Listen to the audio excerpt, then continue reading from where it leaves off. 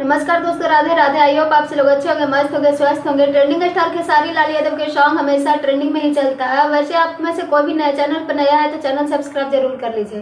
खेसारी भैया के एक सॉन्ग नींबू खरबूजा भइल 2 जो रिमिक्स करके ये सॉन्ग आया था और इतना ज़्यादा 2024 में ब्लॉकबस्टर रहा कि बस कुछ मंथ में ही आप स्क्रीन पे देख सकते हैं कि 400 मिलियन क्रॉस कर चुका है। यानी हमारे खेसारी भैया के जो ये सॉन्ग है नींबू खरबूजा भइल 2, ये 2024 का सबसे बेहतरीन गाना रहा, जो कि हमारे खेसारी में बीच बीच में वो कोर्ट के मामले में जो फंस गए थे ग्लोबल म्यूजिक जंक्शन के, उसके वजह से हमारे खेसारी भैया के ज़्यादा सॉन्ग आ नहीं रहे थे। लेकिन अब हमारे खेसारी भैया हर 1-2 दिन पर सॉन्ग हर रोज़ ला रहे हैं और बहुत ही ज़्यादा ट्रेंडिंग में भी चल रहा है। वैसे हमारे खेसारी में बहुत ही ज़्यादा मेहनत किए।